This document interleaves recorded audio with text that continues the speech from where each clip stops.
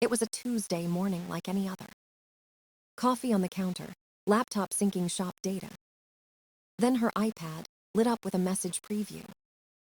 The name stopped me cold. Mark. Her ex. The one she said was toxic and manipulative. The one she swore she blocked forever. I hesitated for a second. Privacy matters, right? But my gut twisted, and I opened it. The first line made my hands go numb. I'm just waiting for his inheritance to clear. Then another. Once the money hits, I'm done with this loser. She was talking about me.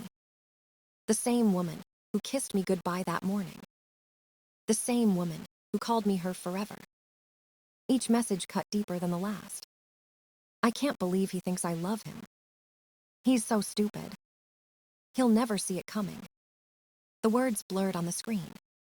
My chest felt heavy, like a car hood pressing down. I scrolled up, praying it was some kind of sick joke. But it was. They were planning everything. Mark asked about the amount. She replied, around 150,000. My grandmother's money. The money she left me when she died last year. Emily jumped for joy when I told her about it. Now I knew why. Not because of love or dreams. Because of greed. She sent Mark house listings in Tempe.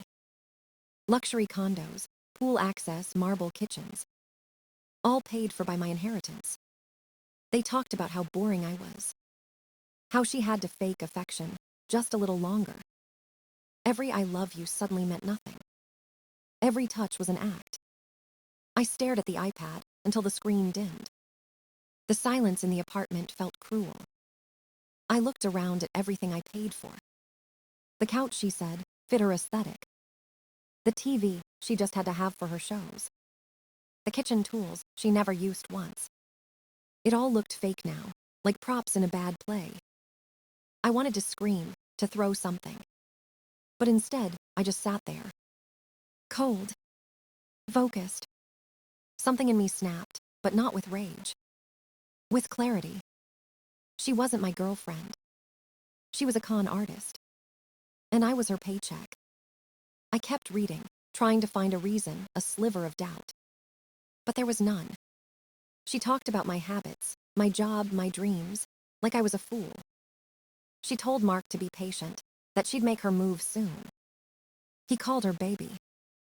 She said, soon we'll have everything we deserve. Deserve. That word echoed in my head. I thought about my father teaching me to fix cars. How he said hard work keeps you honest. Emily never learned that. She thought love was a transaction. And she was about to collect. That morning, I left for work without a word. But I wasn't the same man anymore. She thought she was playing me. She had no idea. The game had just begun.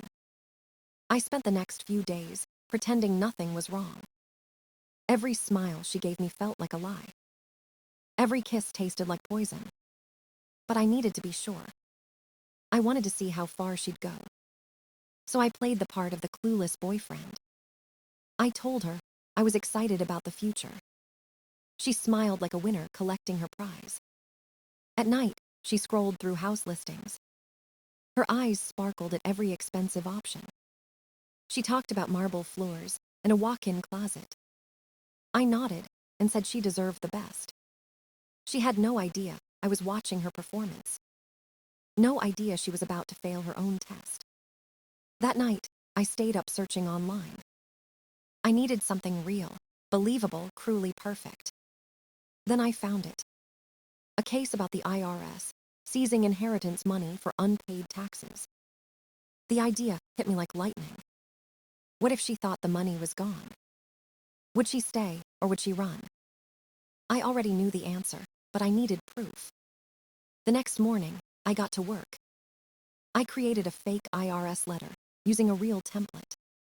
Added case numbers, penalties, official seals. Printed it on thick white paper that looked authentic. It felt wicked in my hands. I slipped it under a few bills on the kitchen counter, right where she always snooped. Then I went to work like nothing had happened. All day, I waited for the storm.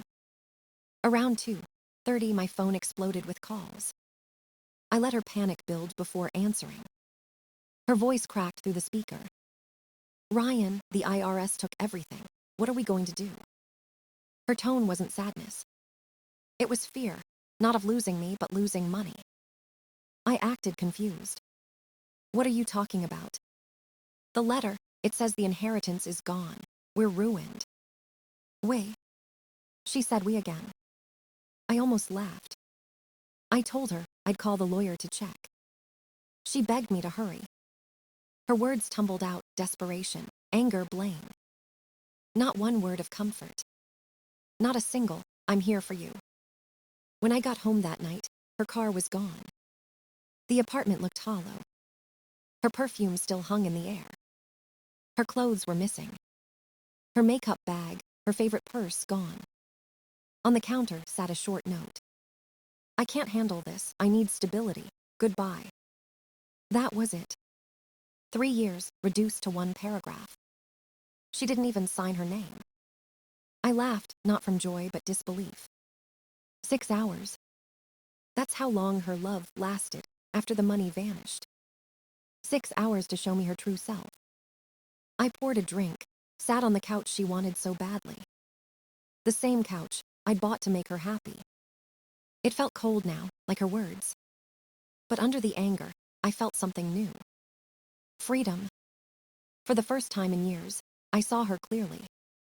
And I promised myself she'd never see the end of my story coming. The apartment felt empty for a few days. Her voice was gone, but her shadow still lingered. I found her hairbrush, her perfume, her half-used lotion. Little reminders of how easily she lied. At first, I expected a message, maybe regret. Nothing came. Not a single call, not one text. The silence told me everything I needed to know. So I started over. I changed passwords, canceled joint accounts, wiped her name from everything. Netflix, Spotify, Amazon, even the grocery card. It felt petty, but it felt right. I cleaned the apartment like I was scrubbing her out of my life. Each drawer, each shelf, a layer of her deception. And beneath the pain, a strange calm grew. The inheritance money was still safe. Untouched, waiting for me. I didn't owe her a cent. I began looking for a place of my own. No fancy condos, no luxury views. Just something honest, something mine. 2 weeks later, I found it. A small ranch-style house 15 minutes from the shop. 3 bedrooms, 2 bathrooms, a garage big enough for my tools. I paid in full. No loans, no strings, no Emily. The first night there, I sat on the porch steps. The air was still, the sky burning orange. For the first time, I felt peace. Not happiness yet, but peace. I took a picture with the house keys in my hand. Posted it online with a simple caption. New beginnings. No tags, no drama, no explanations. Just me and my house. 10 minutes later, my phone buzzed. Once, twice, then nonstop. Her name flashed first. Then a number I didn't recognize. Mark. I ignored both. Messages poured in anyway. Ryan, how did you buy a house? What happened to the IRS thing? You said the money was gone. I smiled. They were confused, desperate. I didn't answer. Let them drown in their questions. That night, I grilled steaks in my backyard. The smell of smoke, the sound of crickets, it felt like a new life. A life without her demands, her games, her empty promises. She thought she was the clever one. But she never understood patience. I could wait years if I had to. Her panic was already the sweetest revenge. The next few days, she kept calling. Dozens of messages. Apologies, explanations, excuses. I didn't read most of them. Each notification was proof. She finally saw her own trap. She built it with greed, and now she was the one caught inside. I looked around my new home, simple, quiet, real. Every corner whispered freedom. Every wall reminded me that I didn't need her to feel whole. She wanted my inheritance, but all I inherited was clarity. And it was worth more than any dollar she ever dreamed of. 4 days later, I finally picked up her call. Her voice trembled like she'd been crying for hours. "Ryan, thank God, I've been so worried. What happened?" I stayed silent for a few seconds, then said, "You left." She started rambling. "I thought the IRS took everything. I panicked. I didn't know what to do." I could hear traffic in the background. She wasn't home. She wasn't even near me. "You panicked?" I asked quietly. "You packed your stuff and vanished in 6 hours." She sniffled. "I made a mistake. Anyone would have reacted like that. I needed security." Security. That word again. Not love, not trust, just stability. I leaned back in my chair and looked at the walls of my new house. "I guess you found it with Mark," I said.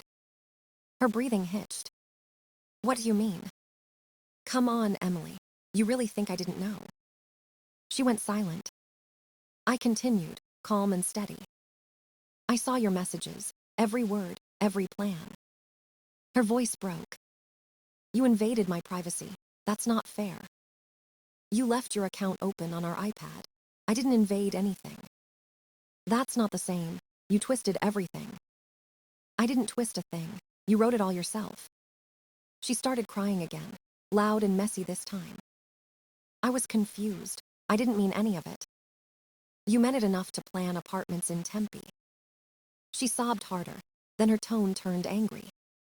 "You can't just make me the villain. I loved you." "Maybe," I said, "but you loved the money more." Silence. Only her shallow breathing through the line. Then she whispered, "So that's it. You're just done with me." "You were done the moment you walked out." She hung up. 10 minutes later, Mark called. His voice was sharp, full of fake confidence. "You're a real piece of work, man." "Good evening to you too," I said. "Making her think you were broke, that's sick. Almost as sick as planning to steal from me." He scoffed. "She earned that money. She supported you." "She supported herself with my paycheck." "You led her on. You made her believe you had a future." "We did have a future," I replied, "until she sold it for a price." He cursed and hung up. I set my phone on the table and exhaled. For the first time, there was no guilt left. No doubt. Only truth. Later that night, another text came from her number. "I'm contacting a lawyer. What you did was emotional abuse." I laughed quietly to myself. She really thought she could twist it again. She thought she could win by playing the victim. But she didn't understand yet. I wasn't her confused mechanic anymore. I was the man who finally took control of the story. And she had just handed me the ending herself. A week later, an envelope showed up in my mailbox. Her name was printed neatly on the front. Inside was a court notice. She was suing me for $3,800. She claimed emotional distress and time invested in the relationship. I laughed so hard I almost dropped the paper. She was really trying to make money off her own betrayal. Still, I wasn't angry. I was curious. I wanted to see how far she'd go this time. So I gathered everything. Screenshots, dates, text logs, the fake IRS letter timeline. Every detail lined up like clockwork. When the court day arrived, I showed up early. She was already there, sitting beside Mark. Both dressed like they were at a job interview. She glared at me, whispered something to him. The judge called her name. She stood up, pretending to be fragile, broken, innocent. Tears came on command. "Your Honor," she began, "he manipulated me emotionally." She talked about how I made her believe we were broke. How I shattered her trust and caused her trauma. The judge listened quietly, taking notes. Then it was my turn. I stood, calm and clear. "Your Honor, I have evidence this claim is false." I handed over printed messages between Emily and Mark. "I'm just waiting for his inheritance to clear. Then I'm gone." The courtroom went silent. Her face turned pale. I continued reading the texts word for word. Each one sank her deeper into her own trap. These were sent days before she claims I manipulated her. I showed the timeline. The fake IRS letter dated March 15th. She moved out that same day. The inheritance money actually cleared a week later. She abandoned the relationship before a single dollar arrived. The judge raised an eyebrow. "Miss Carter, is that true?" Emily stuttered. I was confused. Those messages are out of context. I handed over more proof, her social media posts. Screenshots of her posts about our dream home and future. Each dated the same week. She texted Mark about leaving me. The judge flipped through the papers slowly. Then asked, "Do you have any response?" Emily's voice cracked. "Even if I talk to him, I still deserve something." "Something?" the judge asked. "I helped plan his future. I was part of it." The judge leaned forward. "Were you legally engaged?" "No, but we talked about marriage." "Did you contribute any money to the inheritance?" I provided emotional support. The courtroom went quiet again. The judge sighed, set down her pen. "Case dismissed with prejudice. Defendant's costs to be paid by plaintiff." Emily froze. Mark stared at the floor. It was over. But the real show began outside the courthouse. They started screaming at each other in the parking lot. Accusations, blame, betrayal, loud enough for everyone to hear. I recorded the whole thing from my truck. That video would soon become the final nail in their coffin. I uploaded the video that night. No caption, no explanation, just the raw truth. Within hours, it started spreading. By morning, thousands had seen it. By the second day, millions. The internet had found its next scandal. Emily and Mark became instant villains. Comment sections filled with laughing emojis and disbelief. People called her the gold digger who sued her ex. They called him the side guy who lost everything. Memes popped up everywhere. Reaction videos, remixes, duets. Their faces were suddenly famous for all the wrong reasons. I didn't celebrate. I just watched it unfold like justice finally balancing itself. Then the real consequences began. Emily got fired from her marketing job. Her boss saw the viral clip and wanted distance. "Bad optics," he told her. Mark lost his sales position too. His manager said it showed poor moral judgment. Their dream of a luxury condo turned into crashing couches. Even landlords started rejecting their applications. The internet never forgets. One search of their names was enough to ruin them. Then karma twisted the knife deeper. Mark's girlfriend, yes, he had another, saw the video. She threw him out and kept their dog. Within a month, they had nothing left but each other's blame. That's when the begging started. First, a text from Emily. "Ryan, please. This has gone too far, I can't get a job." Then a call from Mark. "Man, just take the video down. I'll do anything." I ignored them both. A few days later, Emily showed up at my workplace. She looked different. No makeup, dark circles, eyes red from crying. "Ryan, please. I've lost everything, I made mistakes. Let's start over."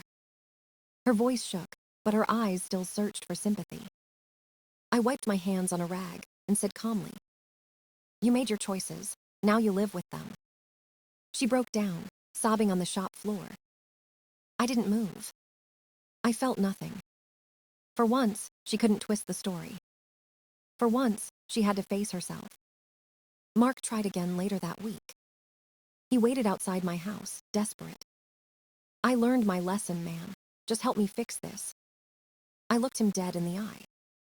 "You both wanted to play games. You lost." He left without another word. After that, the noise faded.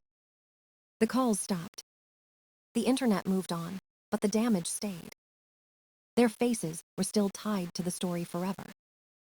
I sat on my porch one evening, watching the sunset. The house was quiet, peaceful, mine. The same sky she once said we'd share together. Now it belonged to me alone. No lies, no manipulation, no performance. Just silence and freedom. I didn't need revenge anymore. Life had already delivered it perfectly. And sometimes, the best revenge isn't destroying someone. It's simply walking away and never looking back. Weeks passed, and everything went quiet again. No more calls, no more tears, no more excuses. The noise faded like it was never real. Sometimes I wondered if she ever truly loved me. But love built on greed was never real love. I drove past our old apartment once. The windows were dark, the place felt hollow. It reminded me of how blind I used to be. Now I woke up in my own house, my own life. No fake smiles, no manipulation, no pretending. I fixed cars by day and slept peacefully at night. No arguments about money, no guilt, no games. I realized the best thing I ever did was lose her. Because losing her meant finding myself again. She wanted my inheritance, but she gave me clarity. She taught me what real loyalty looks like by betraying it. And in a strange way, I was grateful. I stood on my porch one evening, the sunset burning gold. The air was calm, the world silent. For the first time in years, I felt free. And that freedom was worth more than any amount of money.